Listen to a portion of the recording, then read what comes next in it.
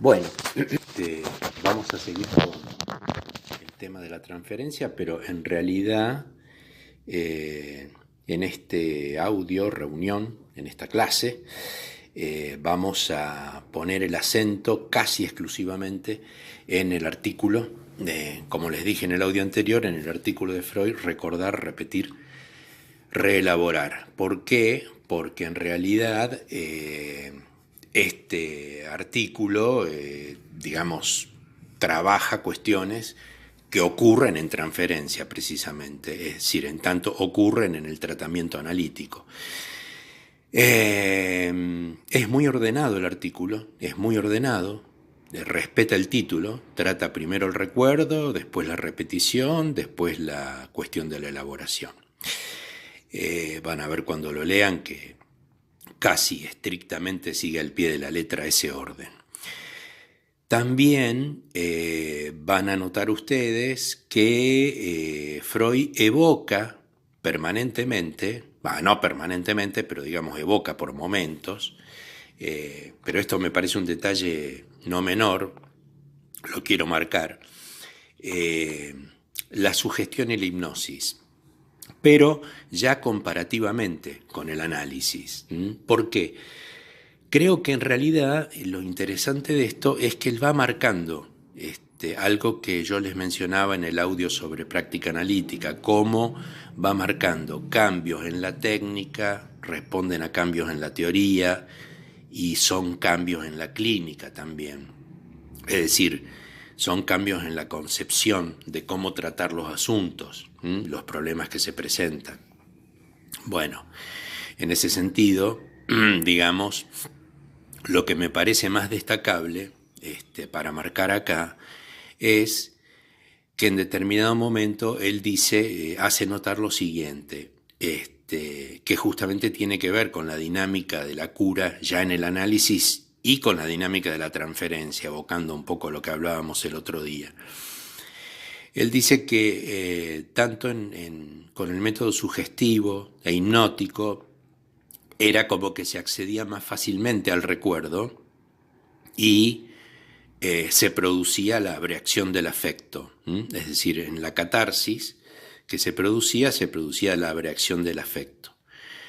Ahora, con el método analítico, con el trabajo más activo y en forma consciente del paciente, el recordar a veces se torna más difícil y en vez de abreaccionarse en una descarga el afecto, lo que Freud marca es que parte de ese monto, digamos, afectivo, se gasta en el mismo trabajo que va haciendo el paciente, en el mismo trabajo de hablar, recordar, asociar, etc. Ahora bien, respecto del recuerdo, él hace notar lo siguiente, que, digamos, hay cosas olvidadas que pueden volver al recuerdo, que pueden recordarse. En este sentido, bueno, aparentemente ahí no hay dificultad, ¿no? Si hay cosas que pueden recordarse, que fueron olvidadas, que pueden recordarse. Hay cosas, dice Freud, que no pueden recordarse porque nunca fueron olvidadas. Es decir, nunca fueron conscientes, dice. Es decir, que ahí está reconociendo algo absolutamente inconsciente, que nunca fue consciente. Y por lo tanto nunca puede volver, nunca puede retornar.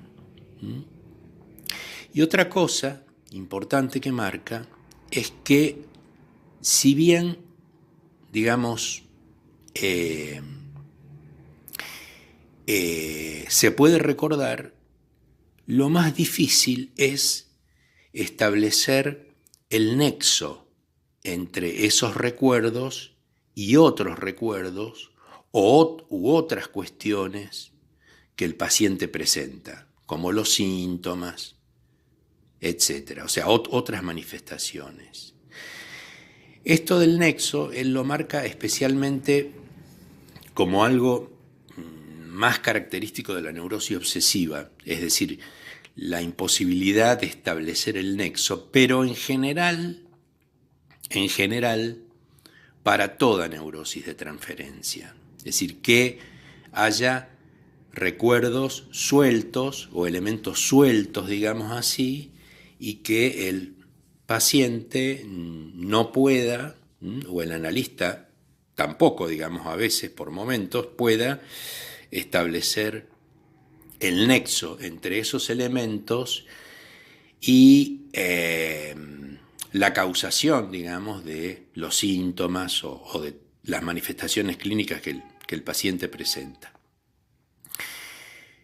Bueno, también, otra cosa que marca respecto del recuerdo es la imposibilidad o la dificultad, más que imposibilidad, la dificultad más marcada de recordar las cuestiones más tempranas, las vivencias de la primera infancia y las cuestiones más tempranas, y cómo se accede a eso, digamos. Además de que cuanto más en cuanto los recuerdos se refieren más a situaciones tempranas de la vida, Freud dice que predominan allí mucho más los llamados recuerdos encubridores, es decir, recuerdos con una gran desfiguración, con una gran deformación al modo de la deformación onírica, y de los cuales es muy difícil establecer lo fidedigno de estos recuerdos. También hay en Freud una preocupación por la verdad, por lo verídico de aquello que trae el paciente. Entonces tenemos, en el plano del recuerdo, lo que se pueda recordar, digamos espontáneamente, tenemos lo que no podría nunca recordarse, y esto evoca algo de lo reprimido primordial, es decir, de aquello que, como yo les decía antes, Freud dice, no se puede recordar porque no se olvidó, porque nunca estuvo, no es que estuvo en la conciencia y fue reprimido, sino que fue siempre inconsciente. Ese siempre inconsciente, sin acceso, evoca algo sin acceso nunca, digamos, a la vida preconsciente-consciente, está evocando algo de lo reprimido primordial. Y el otro punto, el punto de la desfiguración o la infidelidad, digamos así, del recuerdo, cuanto más próximo a las vivencias tempranas de la infancia, y el tema de los nexos.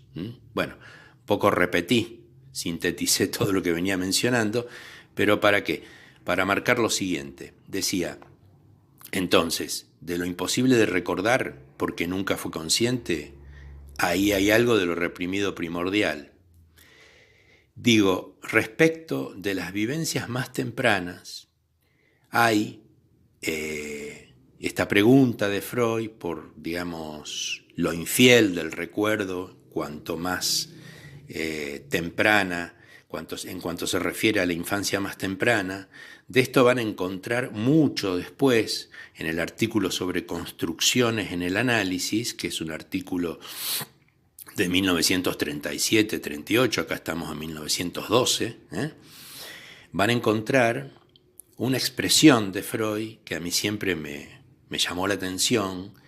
Él allí hace un trabajo respecto de la posibilidad o hasta dónde se puede o qué verosimilitud tiene o qué exactitud tiene que el analista, tomando piezas de un análisis, pueda construir cierta verdad material y cierta verdad histórica del paciente, especialmente apuntando a las huellas más primitivas, es decir, a las huellas de la primera infancia, de las vivencias más tempranas, etc.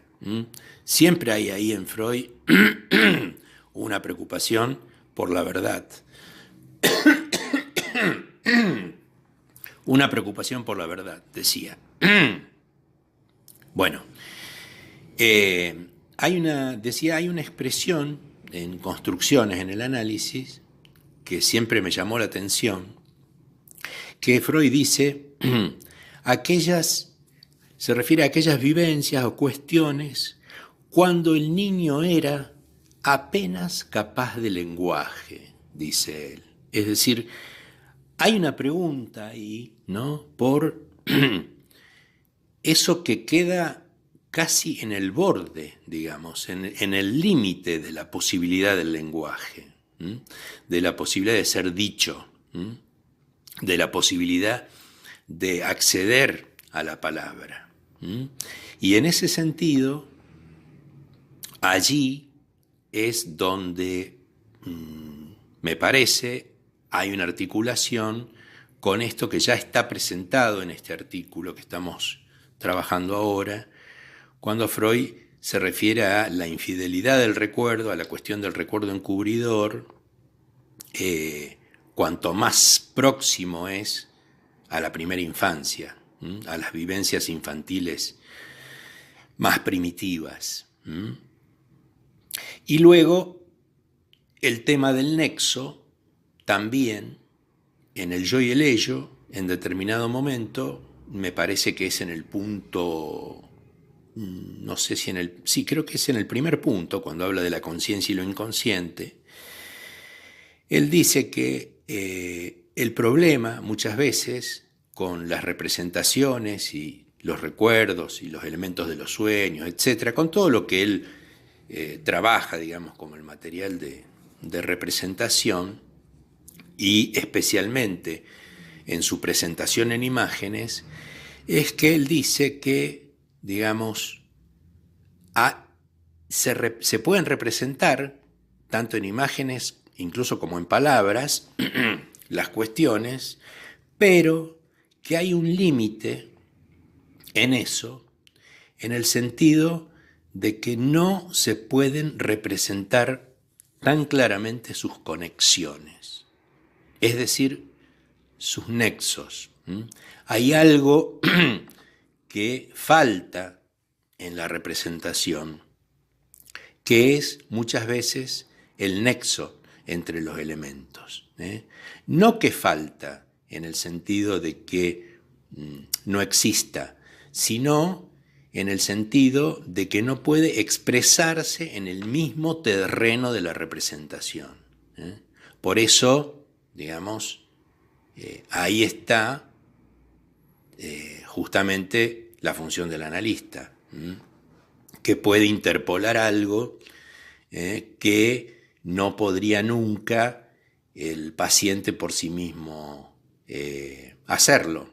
Y ahí está también la función del analista y también la importancia de, digamos, esto de que en el análisis, esta cuestión básica, digamos, de que se le habla a alguien, ¿no? Y ese alguien en su escucha puede interpolar algo que desde el mismo material muchas veces no se puede interpolar. Y esto a veces, bueno, puede tener la forma, sea de una interpretación, sea de cualquier tipo de intervención que articule algo que el paciente por sí mismo no puede articular. Ahí es cuando Freud evoca, digamos, que a veces los pacientes dicen, es como si siempre lo hubiera sabido, pero no se me había pasado por la cabeza, no se me había ocurrido nunca, pero sin embargo tengo la impresión como si eso siempre lo hubiese sabido. Bueno, esto respecto del recordar, y como ustedes ven, el recordar es recordar, pero también presenta sus lagunas. Es un recordar lagunoso, y ahí está lo fructífero, porque en ese lagunoso está precisamente, bueno, el retorno de lo reprimido o las posibles articulaciones inconscientes que ese recordar tiene. Lo que marca Freud, justamente a propósito, tanto de los nexos como de lo que yo les mencionaba de los recuerdos en relación a las vivencias más tempranas, como a aquello imposible de recordar totalmente. Es que precisamente ahí, en relación a eso, aparece la conocida fórmula, casi lo más conocido de este artículo, ¿eh? Lo que no se recuerda se repite. Entonces dice, bueno, pero en realidad lo que el paciente no recuerda, lo repite. Lo repite y lo repite en transferencia. Es decir, lo repite allí con el psicoanalista. Allí en situación con el psicoanalista. Y lo repite actuando. Freud dice, lo repite, aquí repite tiene el sentido de la actuación, de el agieren, diría Freud en alemán, de el actuar. Pero del actuar, precisamente, en una conducta, en aquello que yo les mencionaba en el audio sobre práctica analítica, cuando Freud ya observa, tanto en consejos al médico, creo que en consejos al médico, sí, cuando él dice, bueno, en realidad no hay una separación tan tajante o no debería considerarse una separación entre lo que el paciente dice en el diván y todo lo otro que hace desde que llega hasta que se va del consultorio. De hecho, bueno, uno puede notar, digamos, ¿no? que los pacientes, bueno, repiten cosas o actúan, por ejemplo, una cuestión privilegiada que a Freud no se le escapaba es en el tiempo y en el dinero, al momento de pagar, al momento de pedir un cambio de horario, digamos, distintas cuestiones que aparentemente serían acciones de la vida cotidiana, son un actuar que muchas veces presenta precisamente para Freud el nexo que no estaba en el recuerdo, que no podía ser recordado, que no podía ser dicho, o es la manera de expresar también para Freud vivencias más tempranas, que justamente por esta cuestión de no acceso al recuerdo y a la palabra. Entonces ahí la repetición tiene ese sentido, el sentido de el repetir actuando. Freud da ejemplos, dice, bueno, por ejemplo, alguien que no recuerda la actitud desafiante que tenía con sus padres ante tal cuestión, se conduce de esa manera con el analista. Y es interesante porque en este artículo creo que no, pero sí en las dos conferencias, en una de las dos conferencias que yo les mencioné, que no están en nuestro programa, que son la 27 y la 28 de Introducción al Psicoanálisis, la transferencia y la terapia analítica respectivamente, Freud allí también plantea que la complejidad de esta repetición es que no necesariamente lo que se repite es, o mejor dicho, que lo que se repite, bueno, es eso, es lo que se repite, pero que a su vez puede guardar una conexión con otra cosa que fue dicha o que tampoco es recordada. Es decir, se puede repetir, en una de esas conferencias pone el ejemplo, ¿no? La hostilidad con el padre para no recordar cierta cuestión respecto de la madre, por ejemplo. Entonces ahí, digamos, la complejidad que va tomando la repetición como expresión de un nexo o de nexos que no pueden ser dichos y de algo que está faltando en el orden de lo recordado o de lo posible de articular para el paciente por la vía de la palabra.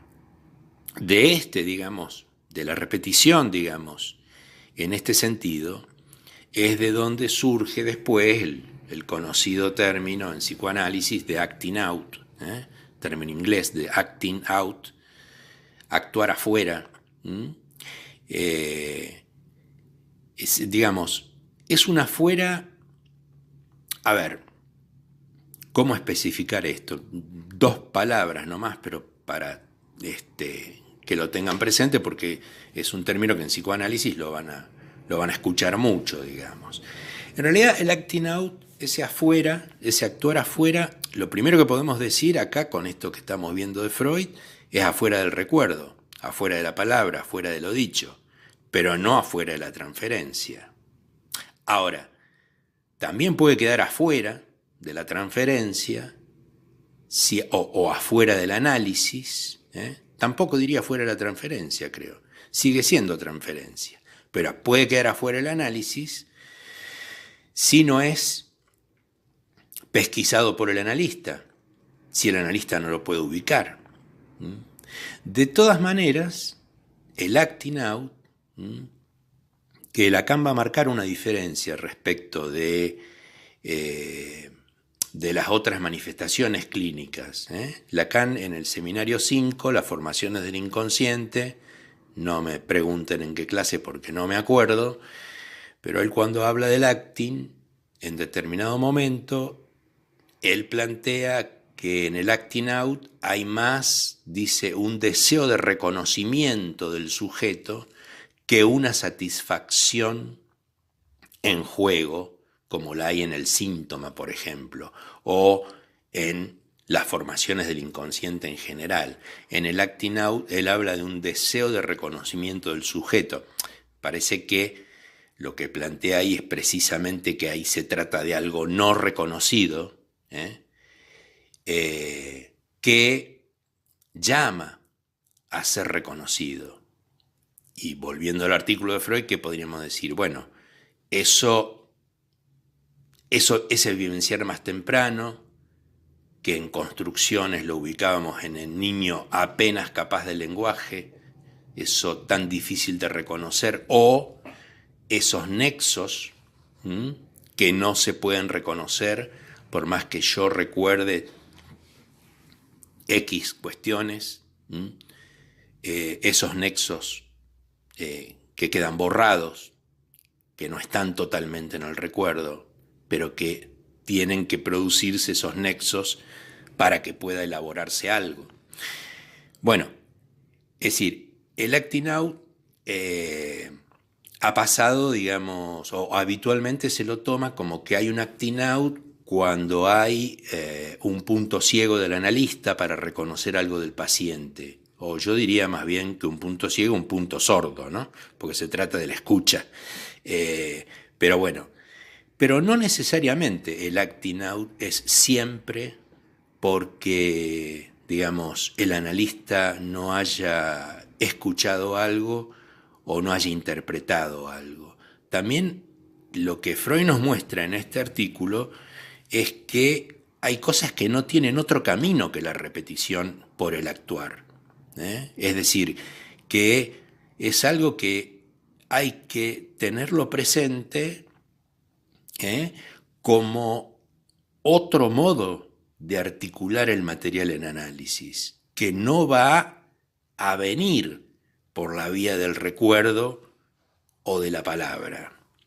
Es decir, en realidad es parte, si nosotros lo articulamos con esto que Freud dice también de que hay cosas que son imposibles de recordar porque nunca se olvidaron, porque nunca fueron conscientes, etcétera, que apunta, digamos, a lo reprimido primordial, yo creo, porque Freud dice que en la medida en que el análisis avanza, muchas veces nos encontramos con que retornan elementos pulsionales que ni siquiera preveíamos en el caso originariamente cuando fue tomado en tratamiento.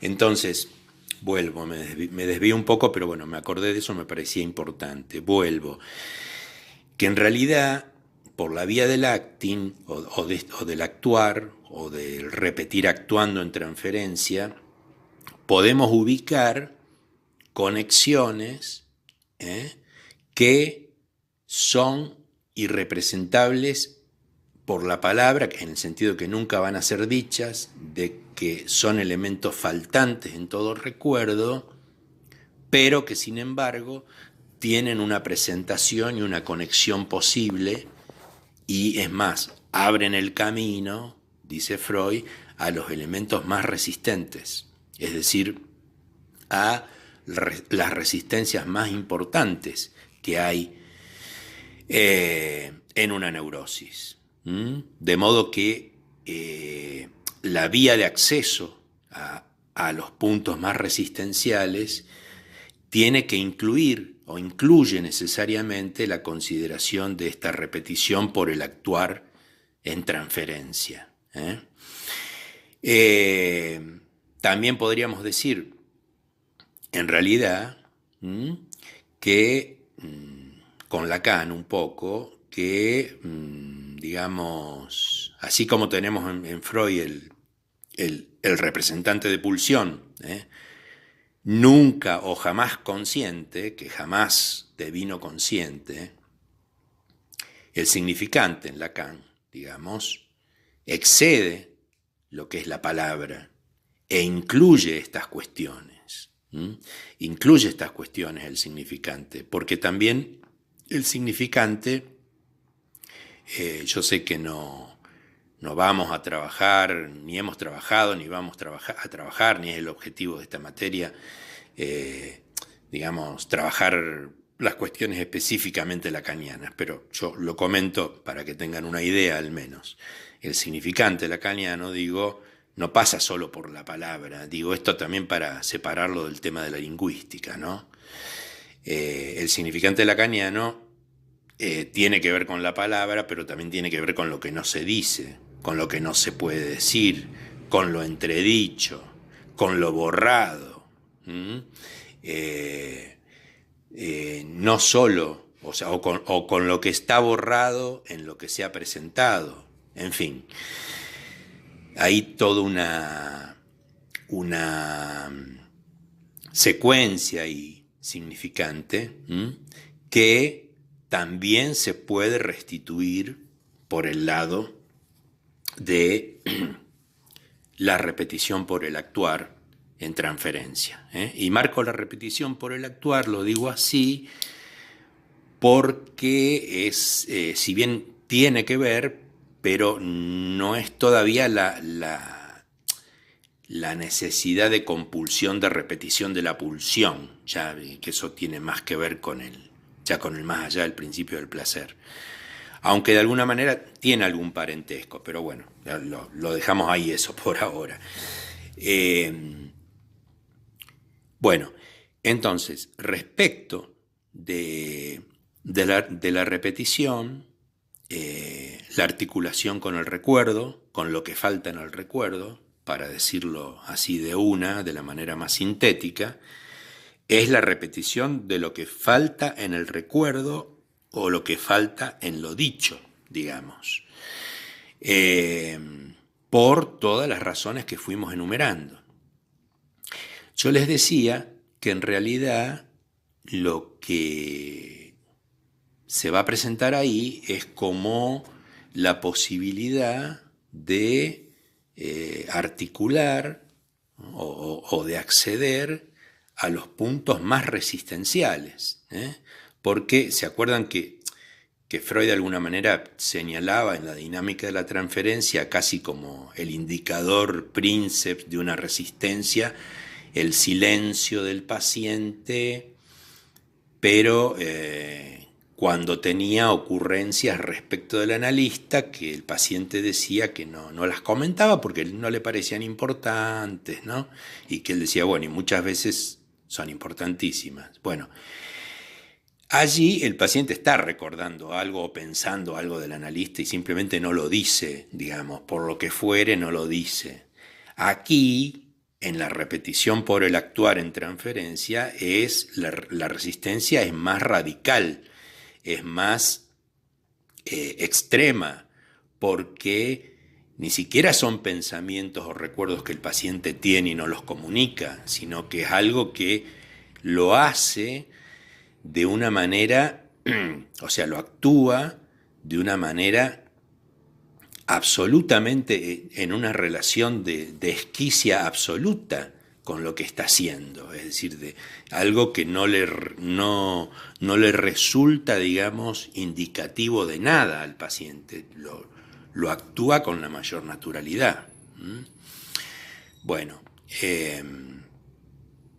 entonces eso hay, allí, digamos, hay una proximidad con, insisto, con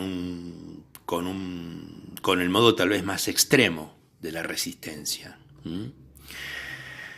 Bueno, y finalmente, siendo coherente con el orden de su artículo, Freud va a tomar el tema de la reelaboración, de la elaboración o la reelaboración. Las traducciones, hasta la edición de Amor-Rortu se traducía elaboración en el título. Amor-Rortu lo traduce como reelaboración. Recordar, repetir y reelaborar. No recuerdo, repetición y elaboración, que es la traducción más clásica. Y es interesante eso, porque en realidad, si ustedes lo piensan un instante, es una reelaboración el análisis. Porque en realidad hay una elaboración previa que hizo el paciente solo. ¿Qué hizo? ¿Cómo elaboró? Reprimiendo, olvidando, con abreacciones afectivas espontáneas, con angustia ante determinadas cuestiones, construyendo un síntoma, haciendo una formación sustitutiva respecto de una cuestión pulsional. Es decir, esas son elaboraciones. Si vamos a la carta 52, transcribiendo el material, placer, displacer, soñando, son todas elaboraciones. Es decir, que efectivamente el análisis es una reelaboración. Una reelaboración que parte de los límites o de los síntomas que les acarreó a alguien haber elaborado como elaboró, digamos, haber elaborado de determinada manera como pudo elaborarlo, por supuesto, de determinada manera, bueno, sus cuestiones pulsionales, sus cuestiones edípicas, etc. Entonces, efectivamente, es el término reelaboración es el que además rompe definitivamente con el método sugestivo e hipnótico. ¿Por qué? Porque el trabajo de esa reelaboración, de elaborar de otra manera lo que elaboró en su momento, es un trabajo absolutamente activo por parte del paciente y que obviamente necesita de que eso esté conducido por el analista, pero no conducido en el sentido de usar el poder transferencial, sino de aprovecharlo para poder conducir ese trabajo que va a hacer activamente el paciente. Pero lo que Freud marca acá es que precisamente por la vía del recuerdo y la repetición, la posibilidad de acceder lo más ajustadamente que se pueda a la resistencia Y además el hecho de que el paciente perciba esa resistencia, esté en estado consciente, es lo que permite esa reelaboración. El hecho de que el paciente percibe esa resistencia y experimente casi allí. Recuerden que la resistencia es la cara clínica de la represión, es la manifestación clínica de la represión, que el paciente experimente en forma consciente los efectos de las represiones que se han producido en él y por ende de lo pulsional. Es decir, hay algo que, bueno, que Freud mismo decía y que siempre se dice, que la eficacia del análisis está en hacer consciente lo inconsciente. Más o menos, porque en realidad ahí hay una salvedad muy importante que hacer. Porque hacer consciente lo inconsciente es una cosa muy general y que Freud mismo incluso tiene un artículo que se llama El psicoanálisis silvestre, donde él justamente habla de un médico que hacía consciente lo inconsciente en los pacientes que lo consultaban. Decía así, a mansalva, digamos, ¿no? Lo que a usted le pasa es esto, frac, y le deserrajaba ahí una interpretación. Bueno, en realidad lo que Freud dice es que en ese hacer consciente lo inconsciente, primero que es, digamos, en esto que él cuenta que hacía este médico, que decía, bueno, que con algunos elementos ya lo aplicaba, digamos, la teoría y les interpretaba así. Primero que puede ser muy inexacto, ¿no? Segundo, dice Freud, que lo único que lograba era acrecentar la resistencia y asustar a la gente, ¿no? Pero además, y acá está el punto de que no es suficiente lo de consciente lo inconsciente, dicho así de un modo genérico, porque es cierto que está el hacer consciente lo inconsciente en el análisis, pero es un hacer consciente lo inconsciente con el trabajo. Y ese trabajo es precisamente la reelaboración. Es decir, es pasando por la experiencia del análisis, es decir, por reelaborar lo que se elaboró de otra manera y que derivó en síntomas neuróticos. Entonces, está en la fuerza de la repetición, en la articulación del recuerdo en relación a esas repeticiones y a poder experimentar la resistencia y los efectos de la represión. Y allí está, en esa reelaboración, está la eficacia del análisis, que por eso, como Freud decía, bueno, me critican porque esto lleva más tiempo, esto no es una cura tan automática o tan rápida como la sugestiva o la hipnótica. Pero bueno, es otra cosa, es un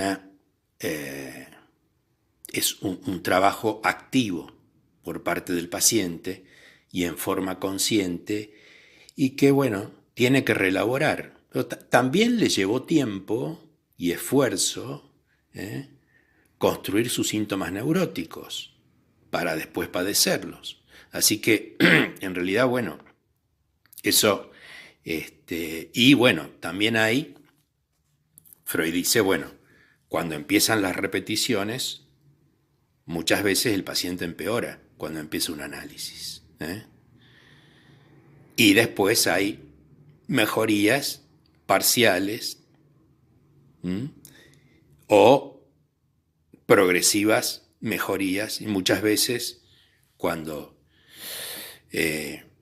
muchas veces pasa que, esto es algo que yo observo que ocurre, me ha ocurrido también personalmente, que uno a veces se da cuenta después que hay algo que ya no le preocupa más, no lo padece más, ¿no? Y alguien deja de padecer eso y se da cuenta mucho después. Y por ahí un día dice, uy, eso que a mí me angustiaba siempre cuando tal cosa, mira, no me angustia más ahora. Mira, es como si hubiera un trabajo ahí, ¿no? En esa elaboración que se va produciendo. Bueno, es así de abierta la cosa muchas veces. Para terminar con el tema, creo que más o menos lo he tratado lo más exhaustivamente que pude. Para terminar un poco con este tema, que aquí terminamos el tema transferencia, sí me interesaría mencionar algo que es la importancia de la transferencia como lazo social. Freud con la transferencia descubre un nuevo lazo social que no existía en la sociedad, que no existe, menos en el capitalismo, ¿no? ¿Y qué es? Porque el análisis es el único vínculo con otro, por supuesto que requiere de un dispositivo, de determinadas condiciones, etc. Es el único lazo, digamos, donde el sujeto puede articular algo que no se articula en ningún otro vínculo. Digo, ningún otro vínculo, digo, con los padres, los hermanos, el marido, la esposa, la novia, el amante, es decir, cualquier otro lazo social no articula lo que articula el análisis. Y eso es porque precisamente el análisis, desde la transferencia y la repetición, la resistencia, estos términos que estamos viendo, permite ir articulando eso que tiene que ver con el representante de pulsión, con lo pulsional, además de, con el deseo también, por supuesto. Pero el deseo y la pulsión no se articulan en ningún lazo como en el análisis, porque es allí donde se articulan al sujeto. En los otros lazos, sin análisis, quedan velados, quedan produciendo efectos, a veces muy buenos, a veces horribles, pero no se articulan como tal. En eso la transferencia verdaderamente nombra un lazo social nuevo a partir del psicoanálisis, muy nuevo. Piensen que el psicoanálisis tiene 120 años, y distinto de todo lazo social, y que es una herramienta importantísima.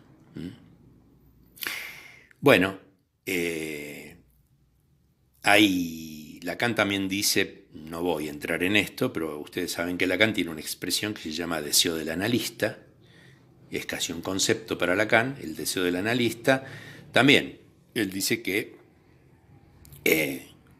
Freud descubrió un nuevo deseo, es decir, una nueva manera, digamos, de situar el deseo a partir del deseo del analista, en el sentido de esa posición del analista que tiene que ver justamente con las condiciones técnicas que Freud planteó, y que Lacan después esto lo retrabaja de distintas maneras.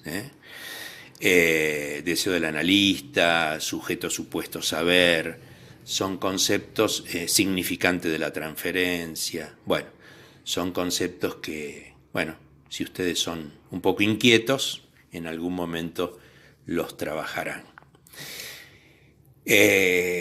Vamos a seguir ya con el último punto prácticamente del programa.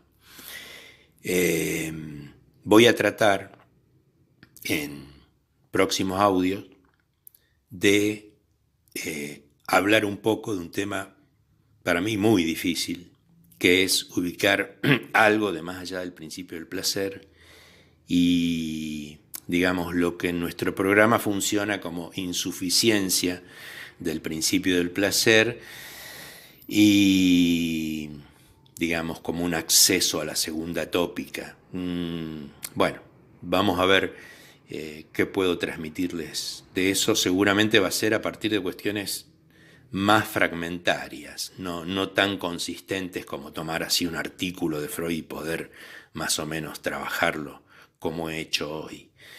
Bueno, vamos a ver qué sale. Esos próximos audios los voy a llamar, no sé si será uno o varios, le vamos a poner insuficiencia del placer para evocar el punto del programa. Bueno, entonces seguimos allí. Hasta ese momento. Hasta luego.